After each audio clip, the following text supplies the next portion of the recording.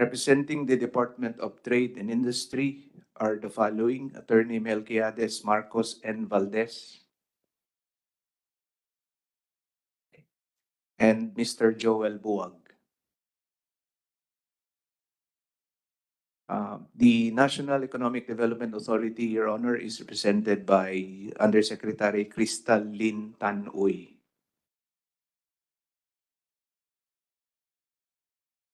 Get around? Na- Is she around? Hi, yes, I'm sorry. The Bureau of Customs, Your Honor, is represented here by its Commissioner, Commissioner Bienvenido Y. Rubio. The Sugar Regulatory Administration, Your Honor, is represented by the Acting Administrator and Chief Executive Officer, Mr. Pablo Luis S. Ascuna. As Miller's representative and board member of the association, Ms. Maria Mitzi Mangwag is present. Representing the All Asian Counter Trade Incorporated is its CEO and beneficial owner, Mr. Michael Escalera. Representing Mega Q-Mart, formerly a vendor in Mega Q-Mart, Ms. Carissa Gumba. Representing the Philippine Food Processors and Exporters Organization, or PhilFoodEx, is its current president, Mr. Ruben C. Why are you seated in the gallery section? You're supposed to be a resource person. Paige, can you assist the resource person?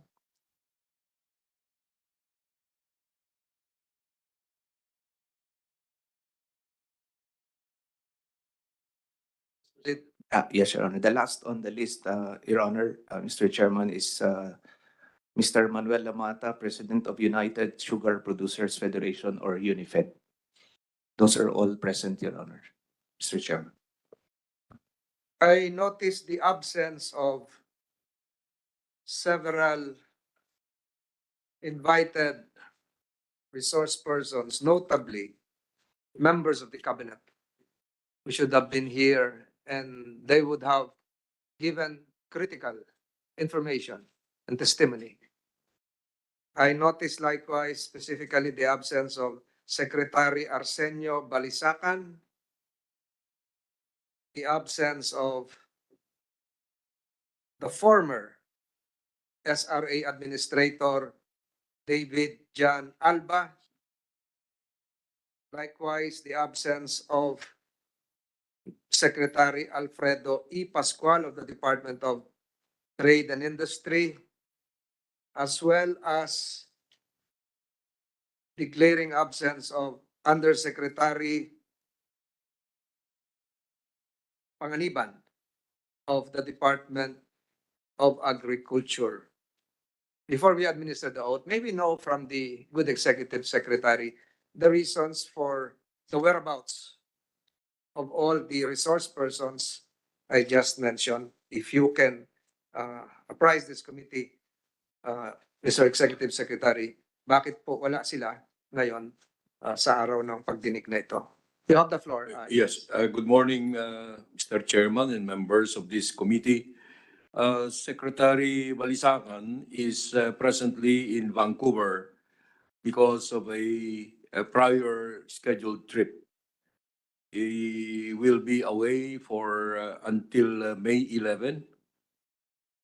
Secretary Pascual is right now in Indonesia attending to a ministerial level conference, and he will be there until the ASEAN Summit, which will be for up to May 11 also, Your Honor.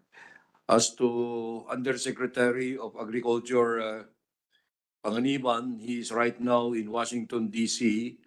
on official mission. All of these three, Your Honor, would have come here if the schedule were different. But it happens that their trips coincided with our meeting today. So, ES Bersamin. Pero nagpapasalamat kami at nandito ka. But just the same, hindi po natin ma mahalukay po yung ilalaman nito kung wala po yung mga nabanggit ko. So they are vital to the investigation that this committee will be undertaking. Kaya mahihirapan po siguro tayong tumuloy kung wala sila. Although maraming naririto sa inyo, we will be requiring you to take your oath as well as affirm the contents of your affidavit submitted, if you have submitted. And then I will discuss with the members of this committee how to proceed. But nakakalungkot po yan na pangalawang hearing na ho natin ito na sana ay masimulan na at matapos na. Sana masimulan na at matapos na. Ganun pa man, sa mga naririto, magkakaroon pa tayo ng susunod na pagdinig kasama yung mga nabanggit ko na wala ngayon. Mr. Executive Secretary, may papangako pa ba natin na sa susunod na pagdinig ay dadalo na sila? Yes, I think so, Mr. Chairman and members of the committee. The Undersecretary of Agriculture will be in Washington until May 13. If we could schedule his appearance after that, he will be available. As to Secretary Pascual and Secretary Balisacan, I think the same is true for them. The Executive Secretary, Your Honor, will always be at your disposal. Maraming salamat. Maraming salamat, Executive Secretary. Pero Executive Mr. Secretary, Chair. although he is no longer part of the government bureaucracy, si Mr. David Alba, former acting administrator of the Sugar Regulatory Administration, submitted a letter. I have a photocopy in my possession. Siya naman po ay humihingi ng paumanhin na hindi siya makakadalo ngayon dahil siya ay nasa Australia hanggang June for personal reasons. Ito po ba ay matutulungan nyo kami na si Mr. Alba ay makadalo rin dito sa pagdinig ng Blue Ribbon Committee? I am just presuming, Your Honor, that his being away in Australia right now must have been due to health reasons. Because he resigned his position due to being in dire health condition. We tried to convince him to stay on, but he just wanted to undergo some processes. We cannot tell when he will be due, but if his letter says June. he can return by June, I don't see any reason why he will not appear here after he arrives. Thank you, Mr. Executive Secretary. Mr. Chair. Senator Tiberos, is this an opening statement or? Not yet, Mr. Chair, Not yet. in line with the Yes. points of the chair so far. Salamat, Chair. I'm glad to hear na sisiguruhin na in the next hearing, Yusek Panganiban will be here as well as the chair has directed former Administrator Alba. Kung maaari po, Chair, sa susunod na hearing, nandito rin po yung CONFED. I'm glad that UNIFED is also here through Mr. Lamata. But I hope that in the next hearing, CONFED, which is actually even bigger, will also be here, Mr. Chair. Thank you. The committee secretary, general counsel, take note of that. Salamat, Chair. Sa ngayon po, what we can do administratively is to administer your oath. Para sa susunod, hindi na. And then, the administration of the oath, likewise, will cover those who submitted their sworn statements, and that will likewise be an affirmation of the earlier submitted affidavits. So dalawa po yun. It can be done. Do you want me to administer the oath or the General Counsel will administer the oath? Can I request all the resource persons present here to please rise for the oath.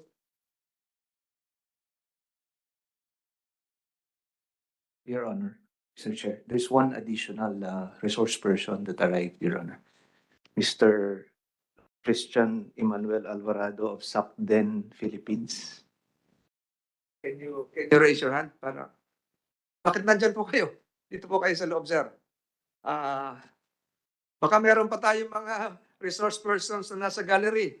Pakitaas lang yung kamay. You're not supposed to be there. Walang, dito po dapat kayo sa loob.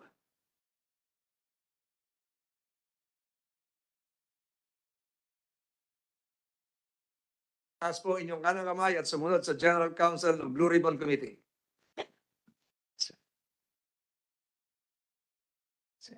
Ma'am, taas po ng kamay, ma'am. Do you swear to tell the truth, the whole truth, and nothing but the truth in these official proceedings? Okay, thank you po, Your Honor. Can you add, do you affirm the contents Yes. and veracity of your previously submitted sworn statement, if there are any? Yes, in addition, and if any, do you affirm and attest to the truth and veracity of all the allegations and statements in your sworn affidavit submitted to the Blue Ribbon Committee? Thank you, Your Honor. Salamat po. Maraming salamat po. Maraming salamat, Mr. Executive Secretary, dun sa pangako nyo na sa susunod, dadalhin nyo na, pipilitin nyo makasama rito yung mga ilang mga miyembro ng gabinete na wala ngayon. Subalit, nung binanggit nyo yon, Mr. Executive Secretary, hindi pa ho kayo under oath. Wala namang epekto yon. Word of honor po yon. We will exert effort to ensure the appearance of all the relevant resource persons. This committee will require us to invite, or which this committee invites. Salamat po. The committee is inclined to proceed with a discontinuance pursuant to Section 17 and 18 of the rules governing investigations.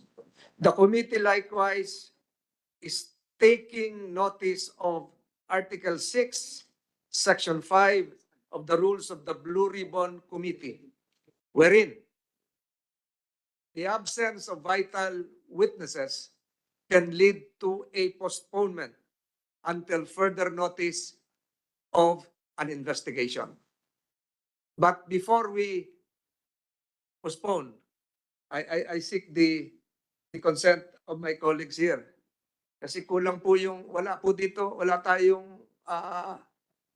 mapapatunguhan dito. Pero humihingi po ako ng paumanhin sa ating mga kasama rito. Gusto ko lang, naka-under oath na naman, gusto ko lang abalahin ng kaunti ito si Miss Carissa Gimba. Naabala kayo, lahat po ng nandito ay nakabarong Tagalog. Kayo po ay galing sa palengke. Gusto ko lang po malaman, gusto rin malaman ng committee ito, ano po ngayon ang presyo ng asukal? Magkano ang asukal? Magkano ang asukal ng isang linggo? Magkano ang asukal? Teka po. Magkano ang asukal ng isang buwan? At magkano ang asukal kanina bago kayo umalis sa palengke? Pakisagot lang yan para hindi ko na kayo papupuntahin dito sa susunod. Yung wash sugar po, ang di pa po siya gumalaw since January hanggang ngayon po, 85 po per kilo. Yun po yung tinatawag na segunda. Pag masyado pong mahal yung white sugar, nagko-convert po sa wash. Kasi mas mura po siya. Noong January, yun na yung presyo. Yes po. Noong December, ano yung presyo? Medyo mataas pa po noong December. Nagre-range po siya sa 90. So bumaba. Yes po. Ano pang klase yung ibang asukal? Yung light brown po, 80 po per kilo. Yan, kailan yan? Ngayon po, kasalukuyan po, noong January po, 85. Bumaba din po. Noong December? Mga 90 po ang kilo. Bumaba rin. Yes po. May tubo pa kayo ron? Medyo matagal lang po kasi yung isang sako po, matagal pong maubos. So tingi-tingi lang yung tinda nyo? Yes po. Kilo po 1/2 saka 1/4. Tapos yung medyo mahal lang po yung dark sugar. Ano ba yung dark sugar? Yung dark sugar po, yung ginagamit sa mga sauce. Yung mga sauce ng fishball, yung banana cube po, tapos yung sa sagot gulaman. Yun po, 95 po. Bakit mas mahal yan? Kaya pala mahal lang ang sago. Yes po. Mas mahal po talaga siya. Tapos, ano po, mas gusto din po nila yun eh, lalo na yung mga nagki-cater po. Ano palengke nyo? Mega Q-Mart po. Quezon City. Yes Eh, po. sa Maynila, ganun din ang presyo. Hindi ko lang po sigurado, sir, kung ganun po yung... Baka sa'yo lang mahal. Hindi po, sir. Meron naman kayong asosasyon ng Yes po. vendors. Sumusunod naman po sa presyo. Nabanggit ko lang yan at humingi ako ng pahintulot sa aking mga kasamahan dito para malaman natin yung talagang tunay na presyo ng asukal na ginagamit sa mga tahanan, na hindi pa tayo napupunta doon sa mga katagang inflation, hindi pa tayo napupunta ron. So, huling tanong, mahal ba ngayon ang asukal o mababa? Bumaba po. Mababa asukal. Yes po. Pag may dumarating sa inyong asukal, nalalaman nyo ba kung ito ay imported o galing lang sa Bacolod o sa Negros? Ano po, local po talaga yung tinda sa palengke. Dito po sa atin. Hindi po kami nagtitinda ng imported. Ano malalaman kung imported yun o hindi? Yung mga nakalagay po sa sako, may mga label po yon. Yung wash sugar po namin, bais. Sa Yes Negros? po. Opo. Negros Oriental. Yes po. Yung light brown po, La Carlota. Tapos yung dark sugar po, Sunedco. Salamat. Thank you po. Kumbaga sa hearing na to, patikim lang yan unless may tanong pa yung ating mga kasamahan. But the position of the committee is to go for a discontinuance. We will postpone this hearing unless some of you would voluntarily issue statements even without being asked. So, kailangan po nandito si Yusek Panganiban, pangako po ni Executive Secretary. Sasamahan niyo pa rin ho, Executive Secretary, pag pumunta siya dito o I will be available at your convenience, Your Honor, because I had also a role to play in this. Some of my memorandums have been cited. I'm not going to shy away from the hearing if you require me to appear here. But we don't want to bother your day-to-day activities. Likewise, Mr. Executive Secretary. So, without objections. Mr. Chair. Yes. Mr. Chair, bago po posibleng may mag-volunteer sa chair na magsasalita sila, before the committee discontinues this long-awaited and now to be discontinued hearing, maaari po bang mag-deliver ng opening statement? If you will deliver an opening statement, perhaps the other senators here present would should likewise be given a chance to deliver an opening statement, and it will form part of the records of this committee without prejudice to this committee declaring a discontinuance. You may do so, Senator Tiveros. Salamat, Mr. How Chair. long will that be without? Perhaps 4 minutes maximum, Mr. Chair. Anyway, You have the floor. long-awaited po nating lahat. Salamat po, Mr. Chair, itong hearing. So magandang umaga po sa ating lahat. This whole fracas is about government through DA Undersecretary, Senior Undersecretary Panganiban, granting import allocations to only 3 importers: All Asian Countertrade Inc., Sukden Philippines, and Edison Lee Marketing Corp., covering a total import volume of 440,000 metric tons of sugar. At this point, I wish to express my serious disappointment that Undersecretary Panganiban is not here. Gusto kong ipaliwanag nila kung bakit nila napili ang 3 importer na ito. Gusto kong sabihin nila sa harap ng sambayanan kung bakit nila naisip na pwedeng mag-angkat na walang sugar order.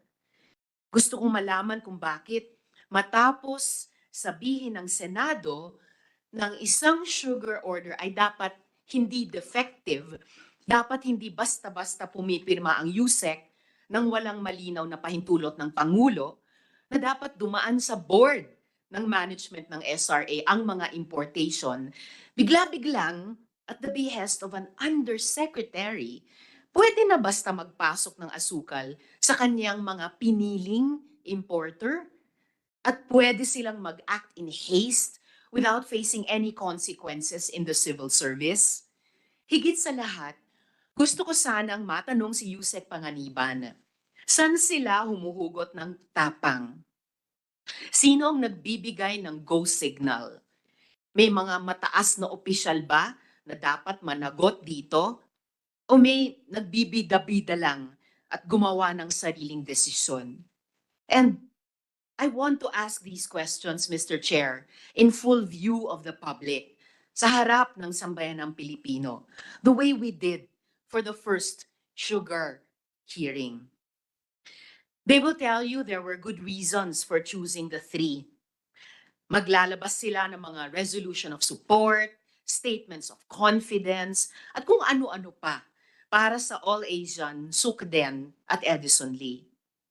All-Asian countertrade that had a history of smuggling during the period of 1998 to 2000. Sukden that, according to an independent audit report dated 2022, has a capital deficiency of $394,103 and 35,700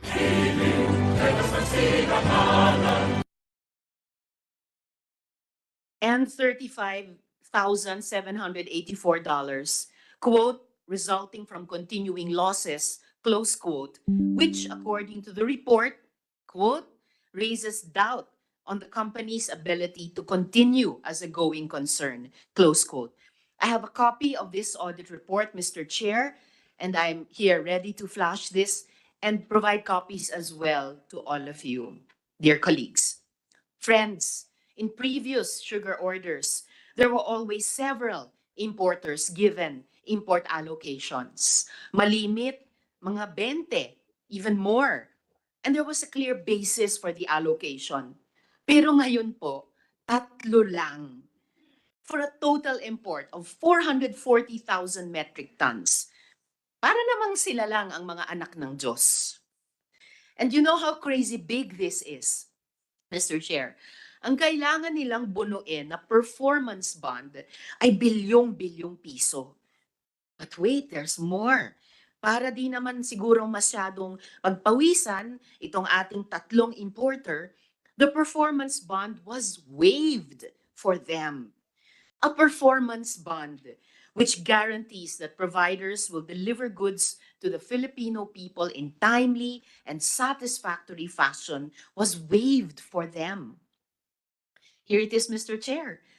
I cannot remember the last time that the performance bond was waived. It is bad enough that this huge amount of sugar is to be handled by only 3 importers, 3 hand-picked importers. This would already have raised eyebrows from a policy perspective. What is worse is that a portion of this shipment was allowed in even before a sugar order. This is so irregular that it was even flagged by the Department of Agriculture through Assistant Secretary James Layug. Here's the letter. And by the Bureau of Customs, which issued a warrant of seizure and detention. So these 3 points are clear, Mr. Chair. 1, the undeniable truth that there was no sugar order establishing a sugar importation program between the period of October 20th, 2022 and February 14th, 2023. 2, a sugar importation program reposed in a sugar order is a necessary prerequisite to importation.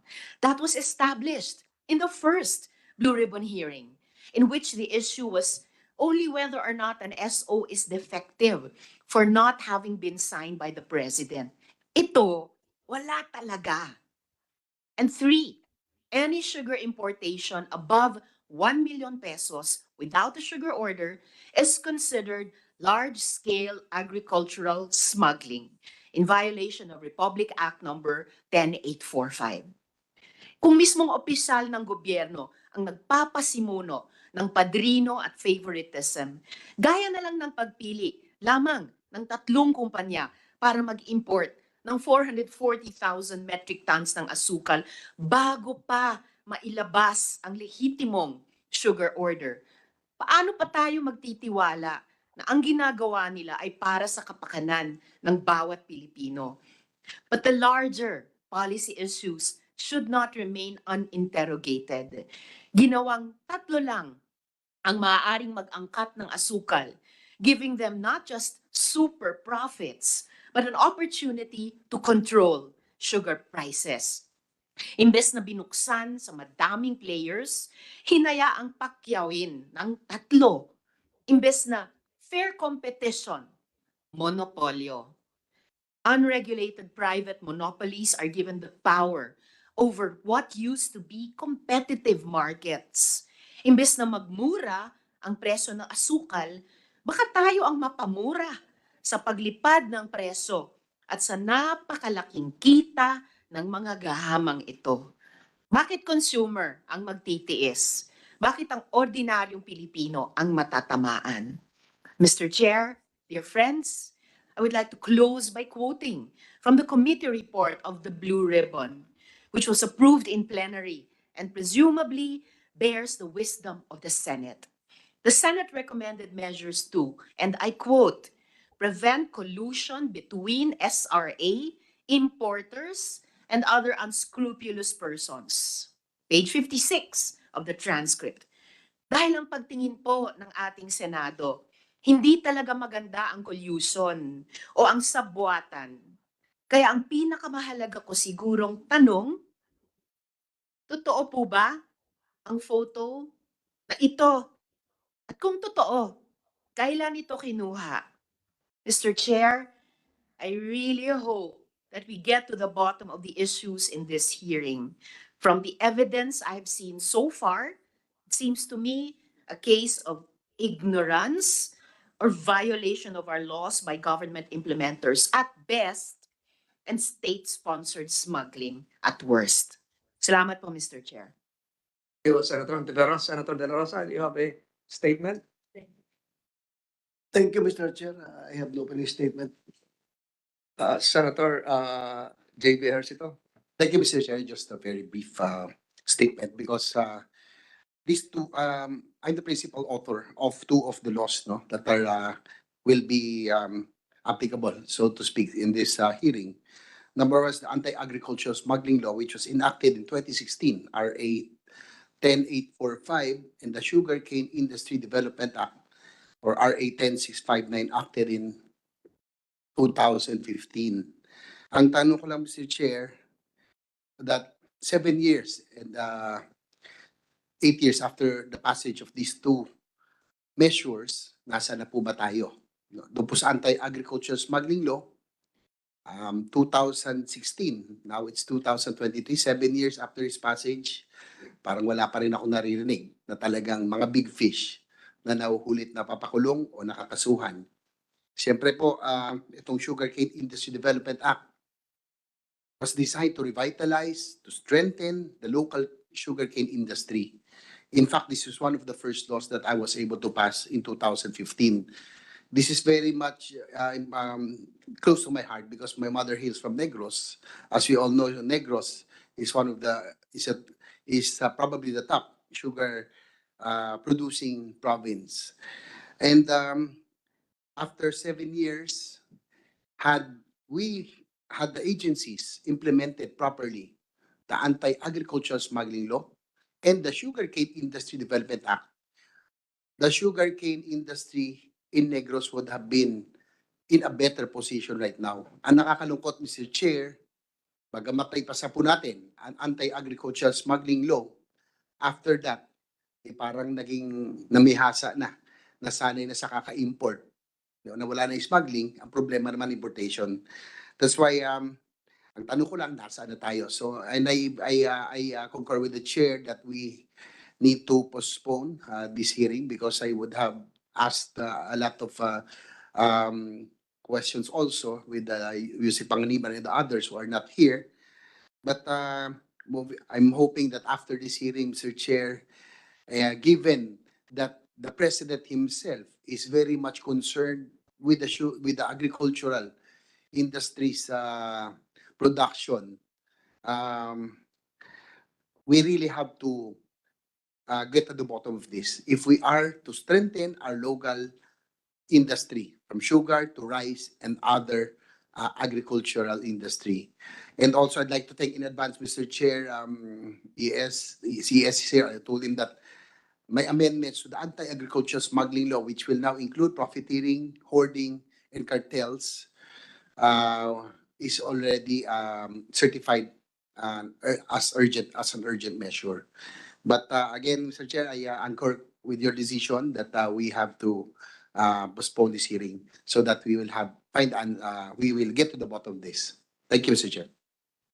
Thank you, Deputy Majority Leader. Again, Mr. Chairman, invoking the rules of this committee, Mr. Chairman. Article 6, Section 5, and reiterating that the findings of this committee will not be based on speculations, but on the merits, the evidence presented, not the weakness of the defense. And without objections on the part of my colleagues, Mr. Chairman, this committee Mr. hearing Chairman, is hereby postponed Mr. Chairman. until further notice. Thank you for your attendance. Ayaw ko pansinin, boy.